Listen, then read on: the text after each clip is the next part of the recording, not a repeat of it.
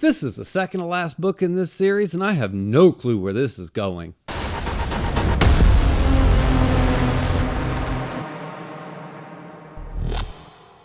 Either way, we're going to start off as usual right where we left off before. First things first, as usual again, I'm going to thank all my patrons.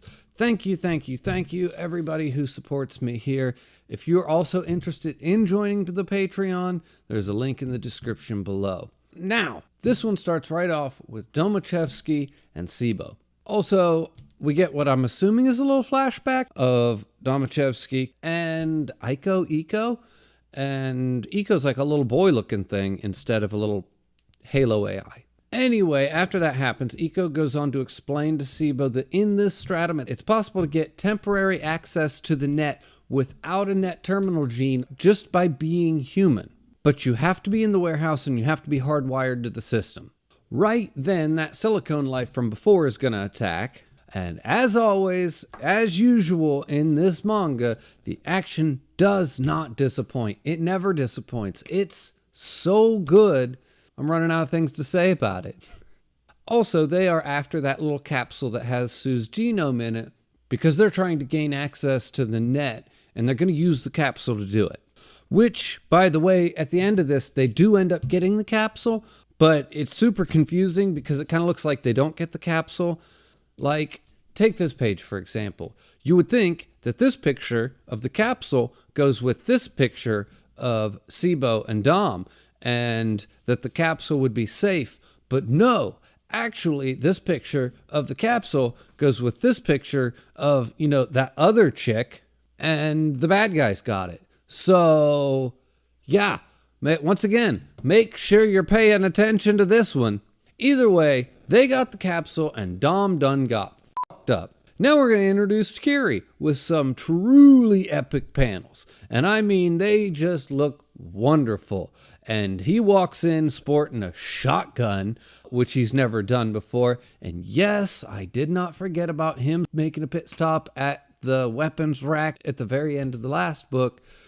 But still, he shows up dual wielding with the shotgun and it just looks really awesome. Also just a little bit out of place for Kiri's character. But that other guy that the last book was hinting at that I didn't even catch because I had to have a commenter kind of point it out to me. But the other guy shows up, that skull-looking guy.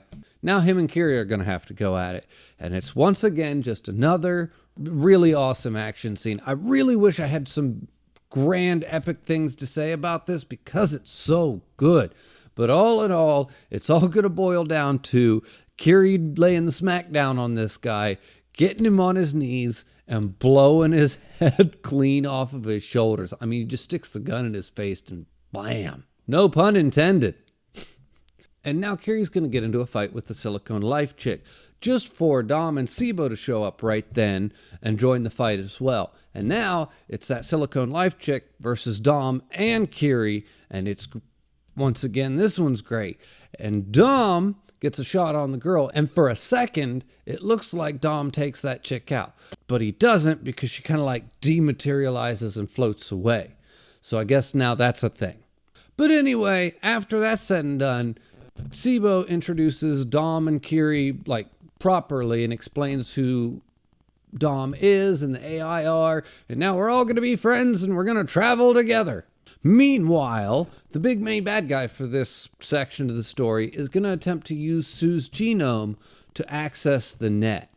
And just when you think you're done being awed by this manga, and it cycled you through all these different art styles, and you think you've seen just about all you can see, it hits you with this.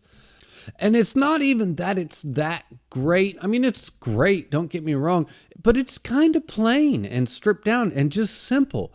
But it just is so crisp and clean, and it just looks so good. It also feels kind of quiet and serene. Anyway, as Dom and Kiri and Sibo are looking for a terminal, they're going to get attacked by the Silicone Life.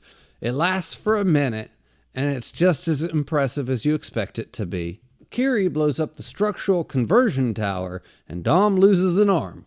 Also, there's these new pictures at the beginning of every chapter, and I'm not sure, I think they're charcoal drawings, but I'm not sure. It's like a new there's always been these pictures at the beginning of chapters, But now there's been like this style shift into what, like I said, I think they're charcoal, but I don't know. Either way, they're phenomenal. Oh my God, I love the new chapter opening pictures.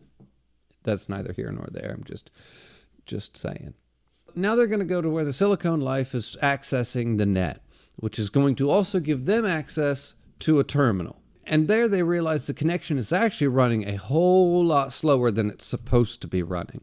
Sibo and the little AI guy are going to jack into the mainframe, and Kiri and Dom are going to go after the big guy. Now, bear with me here because a lot is happening, and I had to go through this like multiple times to just try and get a grasp on exactly what was going on here. And I'm going to do my best to summarize exactly what's happening here.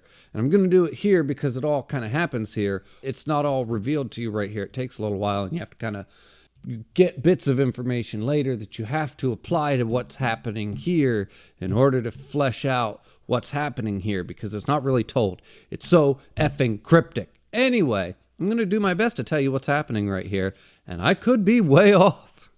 I think I'm close, though. Anyway, Dom and Kiri pretty much get fucked up. Kiri gets his right arm messed up. Dom loses the rest of his left arm all the way up to like part of his torso. Meanwhile, inside the net, the administration tells the big boss guy that they've been slowing his connection down just in time for him to reach out and take something. The administration then comments that that was safeguard unit data of the highest order, and that the original version of him no longer exists just as he disappears. Now cut to Sibo, and she's like melting and transforming into something almost horrific looking. Now what's happening here?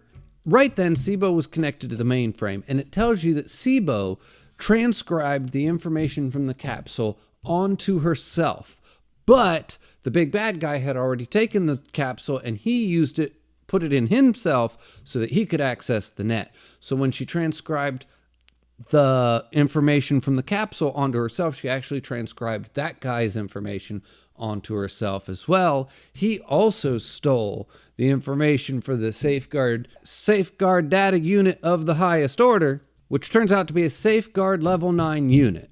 So right as he's stealing this information, she's taking the data packet, which is tied to him.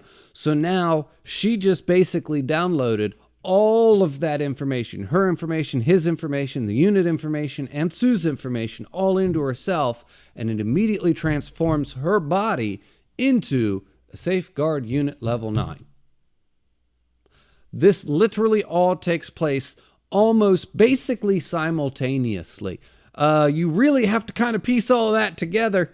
It sure as shit doesn't spell it out very clearly. Oh my God, I had to read this section literally like multiple times in order for me to put all that together for you. You're welcome.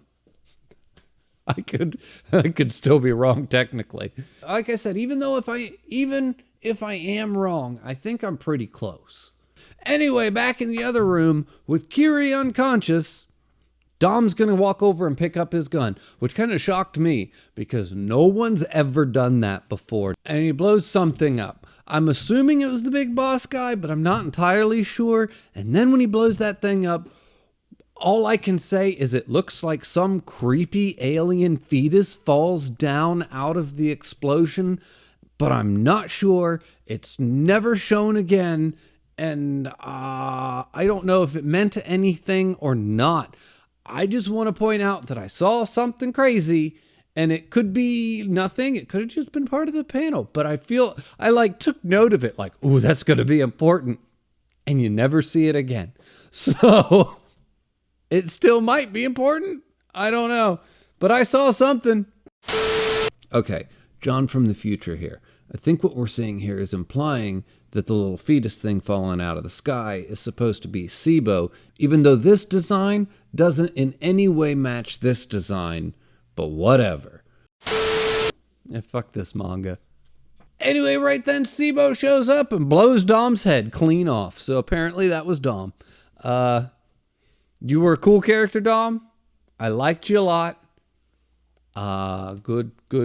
Rest in peace, apparently. Anyway, now at this point, Kiri is going to face down Sibo. And what results from here is just a series of just massive explosions and destruction and insanity that results in Sibo's body being basically completely destroyed all the way down to what looks like a shriveled up little skeleton, spindly little weird looking thing. And Kiri is completely encased in, I don't know, dust and debris from the destruction that you get. And I mean, this lasts for pages. I don't even know what happens. It's just fast and just devastating. Now, enter some new girl in a trench coat. And as soon as she shows up, like the whole design and vibe of her walking around has this almost like neo-noir detective vibe to it, which is, once again, super different for this manga, but super fitting. It fits right in. It just clicks into place just like everything else. It's super impressive. But she's on the hunt for Sibo. She's tracking down her trail, basically. Meanwhile, over with Kiri, he's basically on shutdown. All of his systems, for the most part, have basically shut down. And he's going to go through like a system reboot to bring him back online, as far as I can tell. But it almost looks like while he's shut down, he's like basically dreaming of the girl at the beginning with the little dog. It's weird. And then at the end of the reboot process, it says, adjustments complete, and he like all this stuff breaks off of him, and he kind of like wakes back up, comes back online, and Kiri emerges from the debris. And it's just, I don't know, I lit up reading it. It hits so hard just watching him come back to life. And then he immediately walks up and just rips through a rock wall with his bare hands in order to get to his gun. And I'm just like, well, damn. So were those the adjustments? I mean, I've never seen him do it before, unless he just really wanted his gun that bad. I don't know. But it was still, the whole scene, the whole section was I don't know. This manga is so impressive. I wish I had the words. Anyway. So anyway, now we have this whole section of Kiri wandering through the world again, almost like back in the day. We keep going back to these just wandering sections, him going alone through this world, through these sections of the city, this megastructure that he's trapped in. And eventually he's going to wander upon what looks like kind of like a severed head of a builder. That's what I'm assuming. And he's going to connect to it. And then it'll say something like, why have you called me here? But that's never explained. And it's just going to switch over suddenly to a dog-like looking thing walking around. And I'm assuming at this point that we have now got a flashback to what happened before. And he's seeing this because he's plugged into the dog's head. I have to assume this because it's not explained. And it stops before we even get to the end of this flashback sequence, and I have not yet actually touched the last book. So this might be confirmed in like page 2 of the next book, but I don't know that, so I have to assume. But I'm assuming that this is a flashback, and he's seeing what happened to this builder before, because this head that he jacks into looks just like the dog that's walking around, and that dog that's walking around comes across Sibo.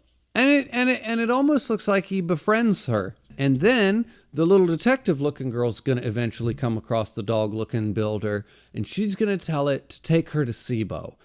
And then on its way to take her to Sibo, she's going to say, stop, hold on a second, and goes to confront this massive-looking silicone life monstrosity, and they're going to get into a big chase scene basically between her and this massive silicone life, just for her to snatch up Sibo, who now almost looks like she's carrying a little girl child, just how withered and shriveled Sibo's become. But anyway, it shows her scoop up Sibo, and they go running away, and it's this little mini chase scene between her and this massive silicone life, and I think they get away.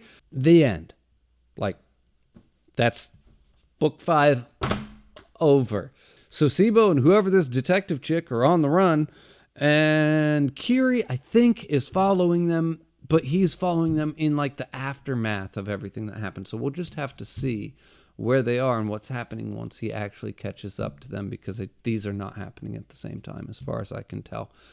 And this is just a fucking freight train. This whole manga has just been a freight train going down the tracks, and it just continues to pick up momentum, and it just never slows and it never stops, and it's just barreling towards an end that I have no clue. I can't even begin to guess where this is going, and I love it. I love that I can't see it coming. I love that I don't know. Every time something happens, I'm just like, okay, I guess that's a thing now. And gosh, it's hard to explain. I really love this. This is great. This is a 9. Anyway, as always, the link for my Discord is in the description below. The link for my Patreon is in the description below. Thank you for watching, and I will see you next time.